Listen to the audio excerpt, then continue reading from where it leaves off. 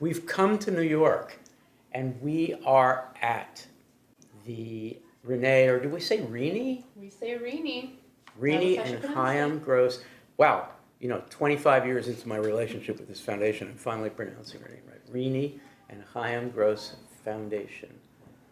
And Sasha Davis is the executive director, and Brittany Cassandra is the director of collections. And thank you to both of you and to Mimi Gross for making it possible for us, ModPo, to use this amazing space.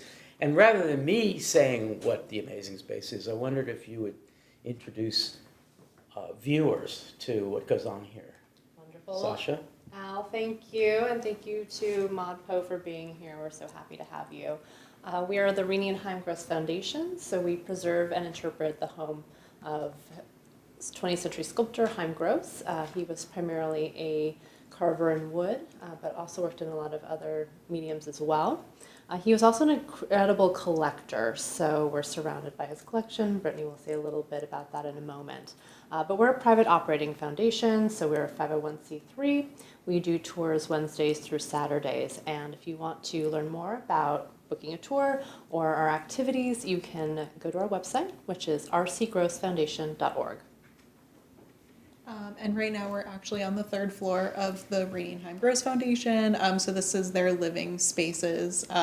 So we're surrounded by a great collection of African arts, pre-Columbian, oceanic, decorative arts, and European and American modern art.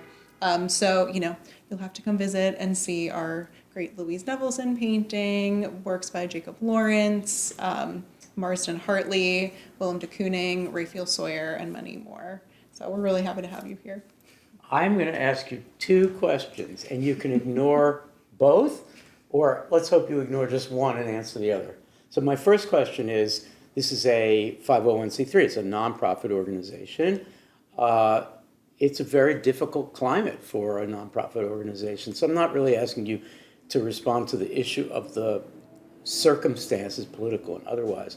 But what's the hardest thing about keeping a place like this open and available and ready to go? And the other question I want to ask you is about Chaim Gross as an important, what we might call Jewish modernist artist, right? A lot of people are familiar with that modernist generation. He's a little half step beyond the first modernist generation, but really Jewish modernist is the right term. So either of those two questions, Sasha. Both good questions, Yeah. and thorny, I would say. Thorny, right? Yeah. Well, I would say fundraising, no matter the political climate, is always going to be a challenge. One of the important tenets that both Chaim and Renee Gross thought about when they were still alive was that they wanted to leave a foundation that was educational. Right. So for us, we not only have a very robust internship program, we host fellows, we do a lot of programming, which includes panel discussions, lectures, tactile transmissions, which is our access program for people who are low vision or blind.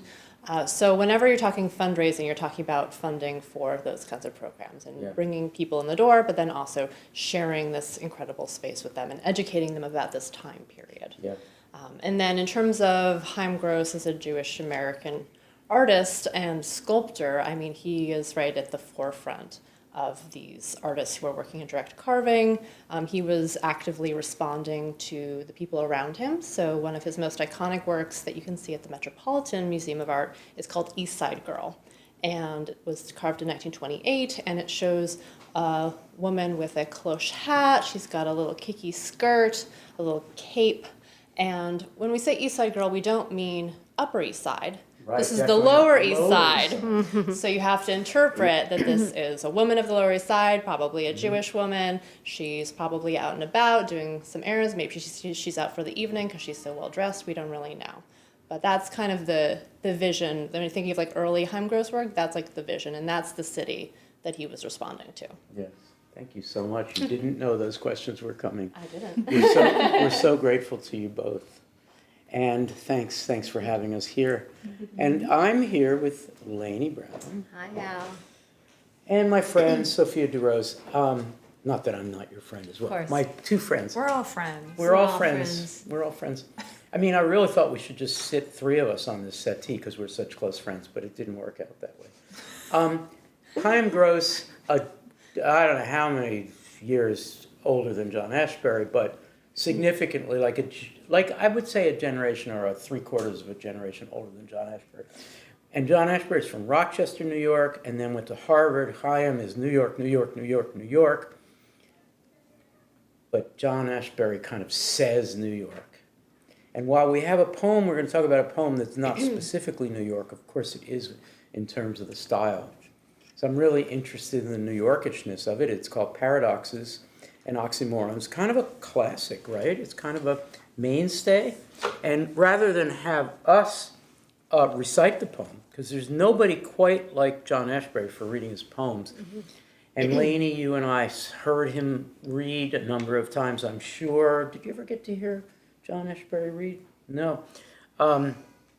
John had what is called a diffident style of reading, a kind of non-performative style. Kind of, I think what Charles Bernstein called a kind of radically boring radical boredom in a way. He was a monotone, partly out of shyness, because he was a shy person, and partly because he did not want to inflect the poems. So we're going to listen to John himself perform this, and there are probably 3 or 4 recordings of this on his Pen Sound page. But this is going to be linked in ModPo Plus, the New York School Week, which is week 7. But still, to have the sound of John in the room while we talk about it is probably a good thing. So I'm going to do the least technical thing that I can, which is to play it on my iPhone. And Chris Martin is holding a boom, and I think we should break the plane and have the boom in the picture, because, Okay, here we go. This is John Ashbery performing Paradoxes and Oxymorons. Paradoxes and Oxymorons. This poem is concerned with language on a very plain level. Look at it talking to you. You look out a window or pretend to fidget. You have it, but you don't have it. You miss it, it misses you. You miss each other. The poem is sad because it wants to be yours and cannot be. What's a plain level? It is that and other things, bringing a system of them into play. Play? Well, actually, yes, but I consider play to be a deeper outside thing, a dreamed role pattern, as in the division of grace, these long August days without proof, open-ended, and before you know it, it gets lost in the steam and chatter of typewriters. It has been played once more. I think you exist only to tease me into doing it on your level, and then you aren't there, or have adopted a different attitude. And the poem has set me softly down beside you. The poem is you. Oh, John Ashbery. So that's a meta poem. Can we just, the 3 of us, just compile some reasons why one would call it a meta poem? Sophia, you're first. Kind of obvious, right? But let's do it. I mean, it starts by saying this poem is concerned with language. Right. Okay, so this poem, it is, okay. Yep, good. Lainey? And it ends with the poem is you. Poem is Meaning you. you, the reader, one way to read that. Yeah. And it's constantly playing with what is poetry, which is, of course, the title of another.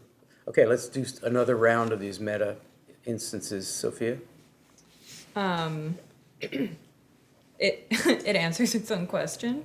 Play? Question mark? Well, actually, yes. So it's a conversation, and it's not clear who the conversants are.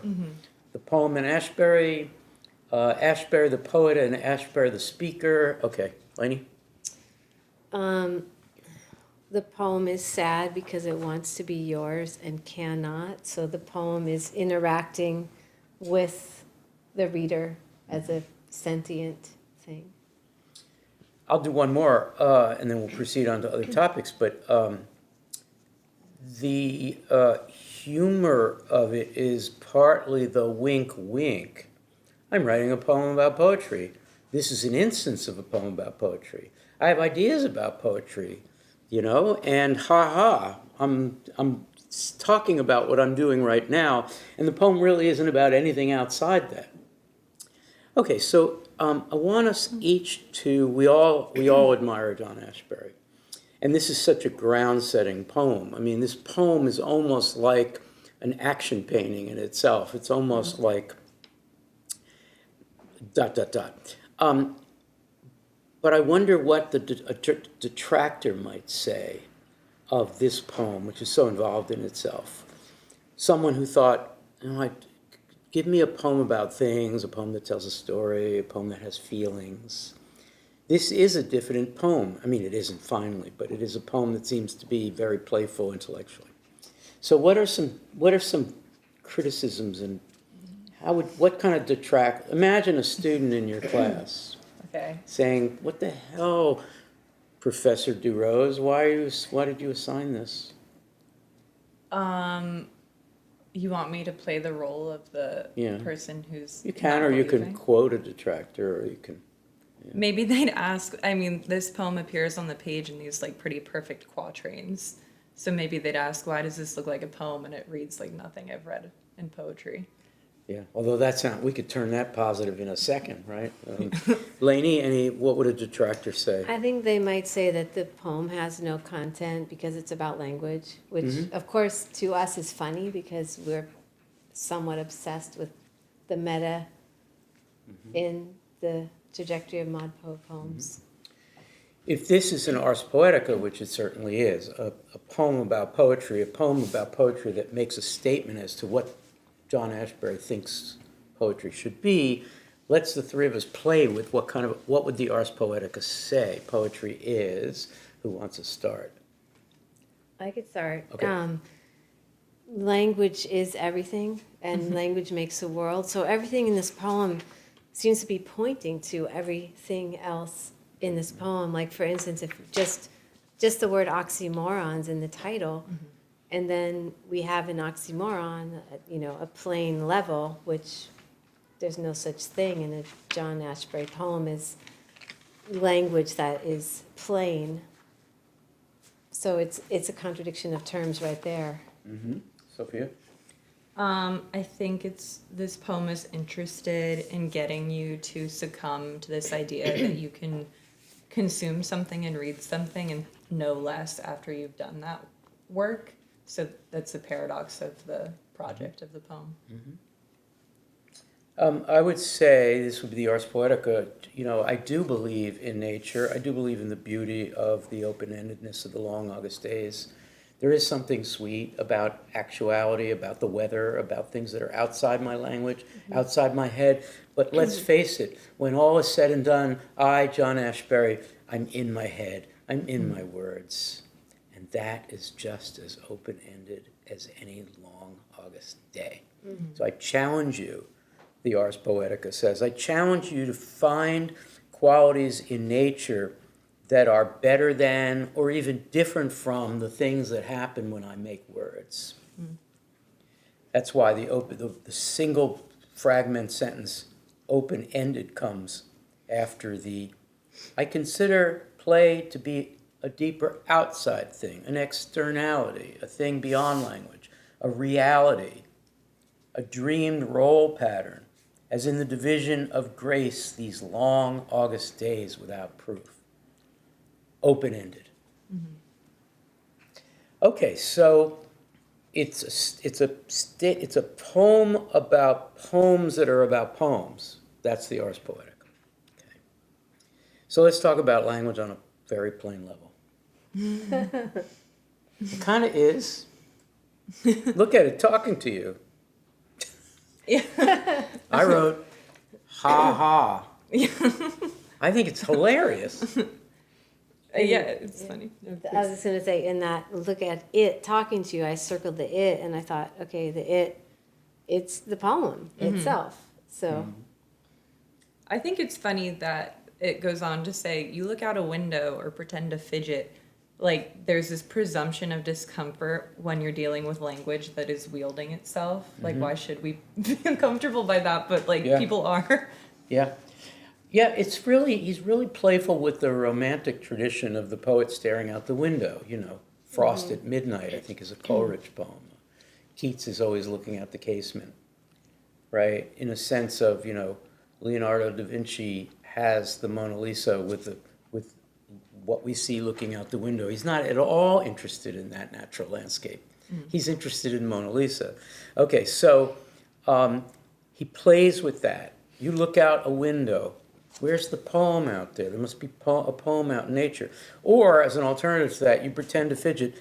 You have it, but you don't have it. What's it? The poem. The poem. This poem. This poem. You got it. You got it. You have It's it. You also got the it. I you, have though. it. What's that? The it is also the you. The it is you. That's complicated. Let's stick with it as the poem first. Okay. You miss it. It misses you. You miss each other. What does miss mean? It's also there? funny, I think. It's hilarious. Like- What does miss mean? You don't get it, or you You're are right. like ships Yes, you're passing. orthogonally connected. I mean, the first pass at miss would be, I'm looking out the window, I miss you, right? That kind of silly romantic idea of what a poet sees, like the Mona Lisa. So, but then it's not that. So why didn't clock ever would we valorize, would we make a high value of not connecting, of missing the very thing you're creating? He does, and we do, actually. We're all into missing.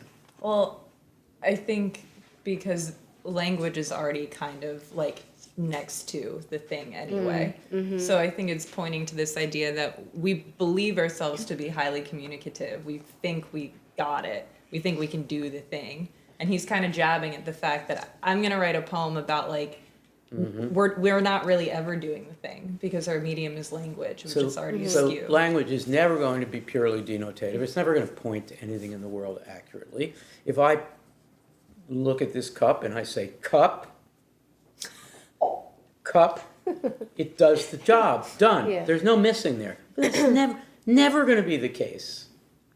We have to miss. Right. If we don't miss, it's really plain language, and who Right. wants to be involved with that? And it's also, I think it's a love poem to language, because you miss each other. You miss the poem misses you. It's like there's this reciprocal longing. So even in a relationship between two people who are always together, you do miss each other because there's this disconnection.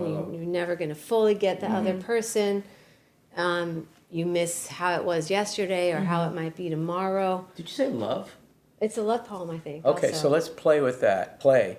Okay, so let's play with it. Okay, and before you know it, it gets lost in the steam chatters of typewriters, meaning we're writing this thing. It has been played once more. I think you exist only to tease me into doing it. So that is almost libidinal tease, a version of love, like, oh, poem, you're flirting with me. Really? Well, it's also this idea of necessity. I think you exist only to tease me into doing it. Being a reader makes the writer a writer, which is kind of a paradox. Spell that out, please. Being a reader makes the writer a writer. In here, like in this instance, I think that's what it's gesturing toward. Say that again in other words, please.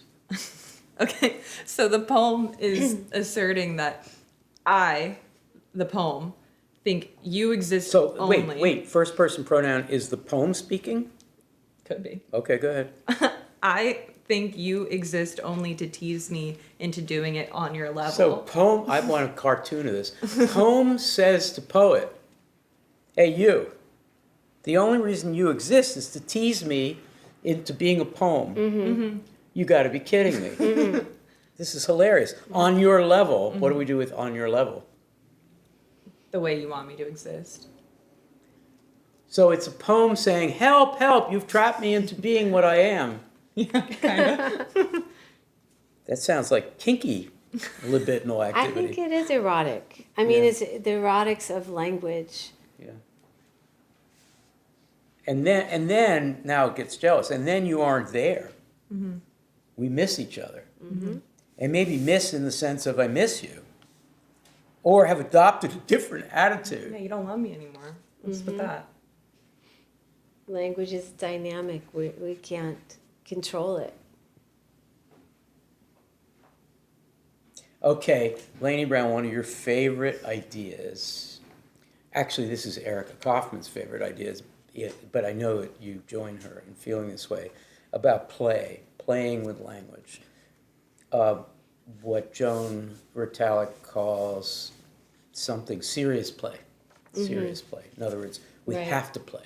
Can you make a case, please, from your own point of view, or from Ashbery's point of view, or Joan Ritalik's point of view, or Erica Kaufman's point of view, or the point of view of the, sorry for the word, community of poets who believe that without play, we have only language on a plain level. So can we make a case for play?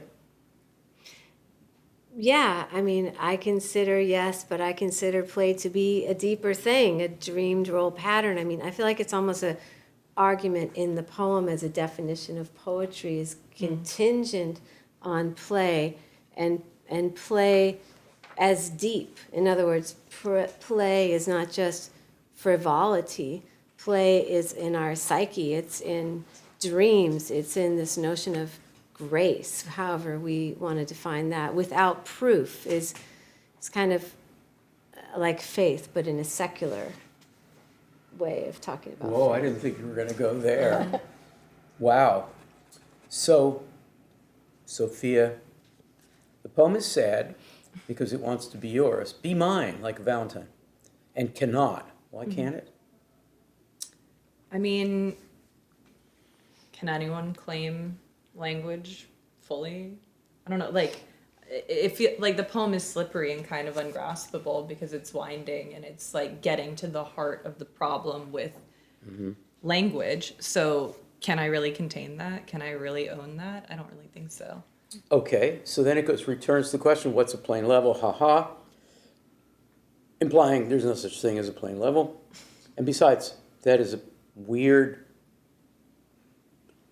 redundancy, plain level, because plain, it's It's a punny. triple pun. It's a triple pun, plain level. It is that and other things, classic Ashberian move, and the rest, and the other things.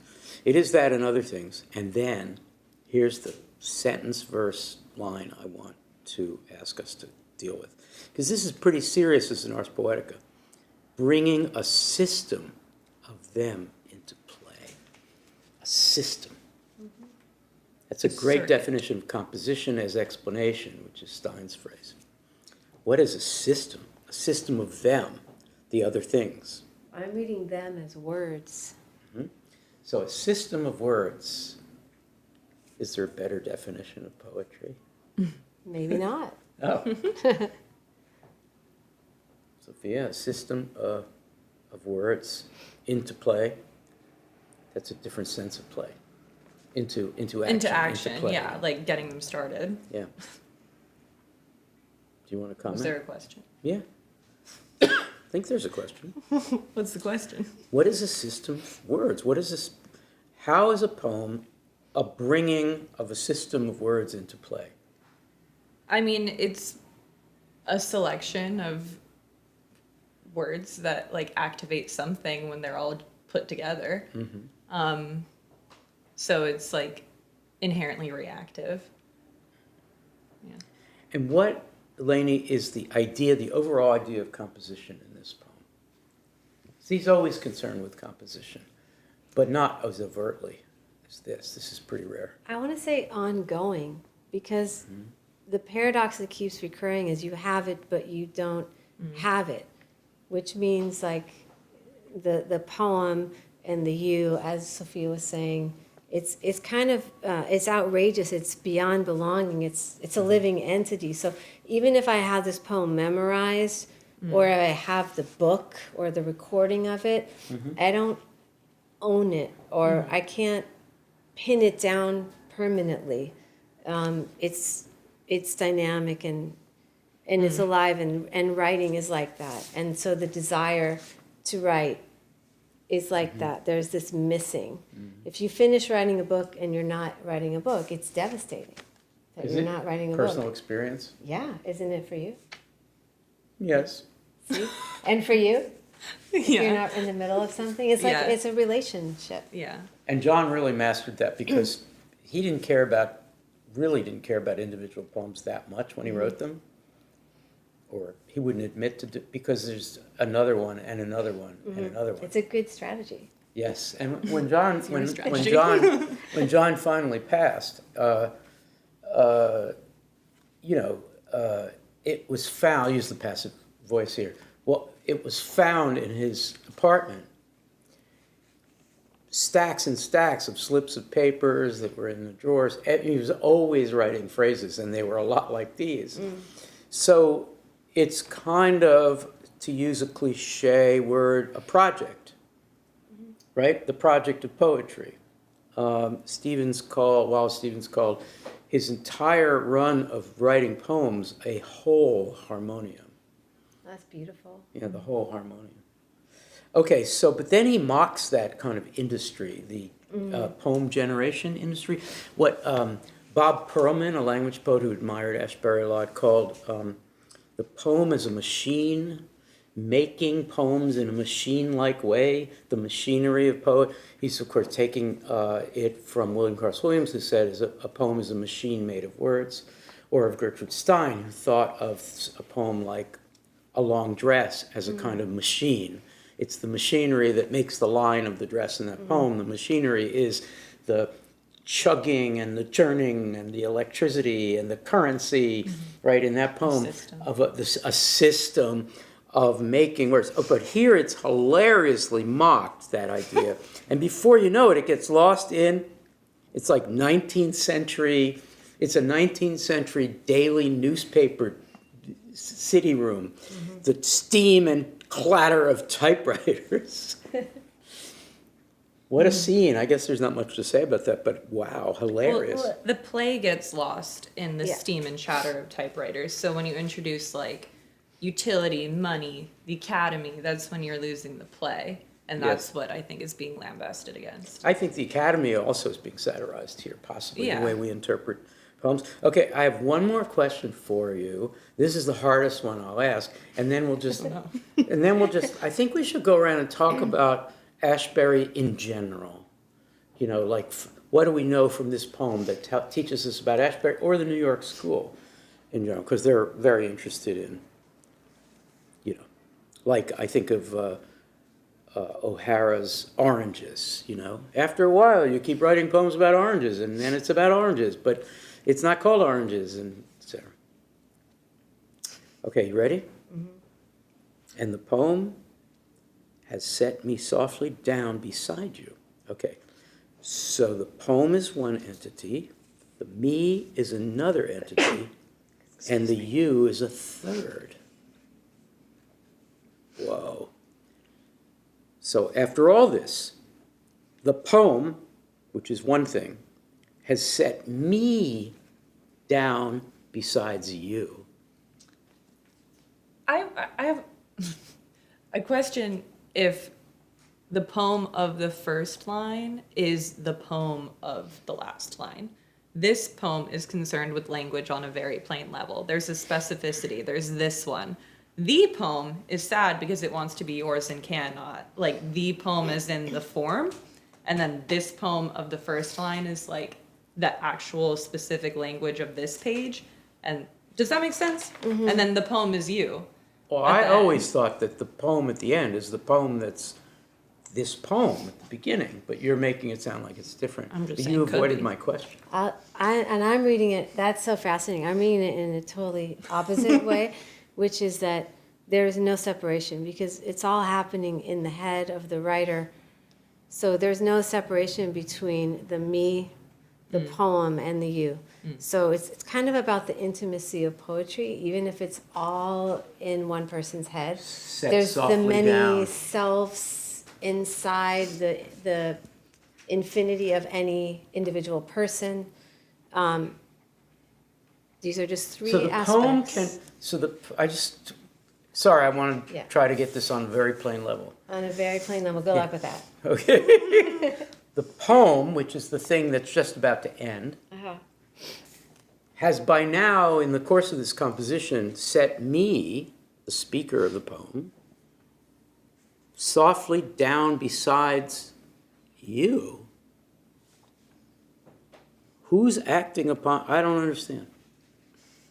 It's all interior. It's all parts of John Ashbery or the speaker or the poem. Well, it's like when we're They all- detained by Sid Corman. Like the poem has set me softly down beside you.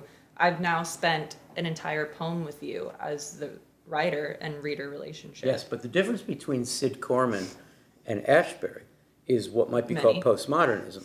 Yeah. Which is to say, Sid actually thought that the two entities, and one of them stands in for the reader, can be in the room and that we can connect. As long as you're here, my poem exists. With all due respect to Sid Corman, Ashbery has a more complicated idea about the gathering forces that take place in a poem.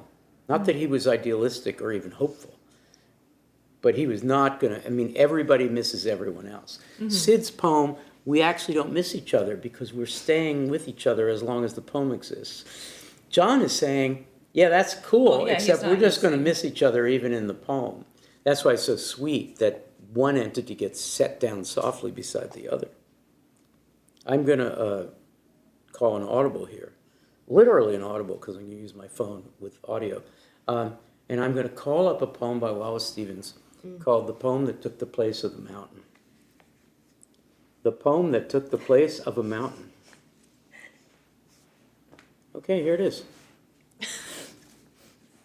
Sorry, I'm trying to get the Poetry Foundation. There it is, Poetry Foundation. Okay, I'm going to blow your mind with this. Do you know it? Do you know the poem? Do you know the poem? Okay, here it is. I think John Ashbery was very influenced by this. The poem that took the place of a mountain. There it was, word for word. The poem that took the place of a mountain. He breathed its oxygen, even when the book lay turned in the dust of his table. It reminded him how he had needed a place to go in his own direction, how he had recomposed the pines, shifted the rocks, and picked his way among clouds for the outlook that would be right, where he would be complete in an unexplained completion, the exact rock where his inexactnesses would discover at last the view toward which they had edged, where he could lie and, gazing down at the sea, recognize his unique and solitary home. The poem that took the place of the mountain. Amazing. So you have, you have an older poet reflecting, saying, oh, I remember that poem that I wrote, not this one, but another poem that I wrote that was meant to take the place of a mountain. I can't climb mountains. I'm a poet. I didn't climb mountains. But in my poem, I went all the way up there. And when I finally got there, I looked back from the imagined mountain that the poem had made back at me at home writing the poem. Vesuvius at home. Vesuvius at home, although this is a lot calmer than that. What is about, let's go one more time around. What is it about poems that is actually, aside from all the ha-ha here, it's actually a very serious way of life that's being promulgated by this poet who would never, neither of these guys would climb mountains. They made poems. Sorry to put it so bluntly. Yeah. They made poems that expressed their longing, and they accomplished a poem that took the place of a mountain. You don't need mountains when you've got a poem. I think Ashbery would actually say that with a smile on his face. So, I think it's a way of having experience it is a kind without of having the experience, or it's an alternate. Right. To write a poem about climbing a mountain instead of climbing a mountain, it allows you to do a lot of things that you might not be able to do in any way except in the poem. And it's also, it seems like the poet is often speaking and writing for themselves first. Yeah. And you can hear the thought speaking to itself and creating order or disorder or getting it down, and there's these fragmented parts of consciousness in conversation with each other that this is almost a transcript of. No, I really like everything you said there. And I want to reflect on the first point that you made just now, which implies a certain social alienation of, like, I didn't climb, have you climbed a mountain? No, but I wrote a poem in which I did. Yeah. Oh, well, that doesn't count as experience. Well, who's to say it doesn't count It as is an experience? experience, yeah. I climbed a mountain. It's sort of like in his poem, Just Walking Around. It's kind of off-putting to people as I'm walking around mumbling lines of poems. It gets to be kind of lonely, he says there. He says, I can climb mountains. I have poems that do that. And this is a poem that actually reflects on the fact that he's got poems that do that. So it's meta in that sense.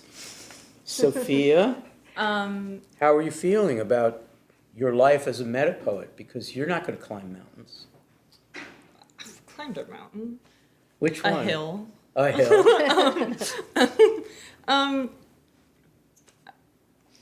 I don't know if I have an answer to that about my personal Skip life, that. Say, but I've been offer a thinking final thought on this. this line, as in the division of grace, these long August days without proof. It reminds me of the Alice Notley poem when she writes that proving is a human invention, poetry is what you do. And I think that this is a poem that's proving poetry is what you do. Mm-hmm. Boy, that is the final word. I love it. And we do, the three of us anyway, do admire this way of life. Right? Absolutely. And, John would be the first one to tell you, I haven't had a lot of experience. I'd much rather stay inside and write another poem about going outside. Thank you both. This was great. Thank you. Thank you.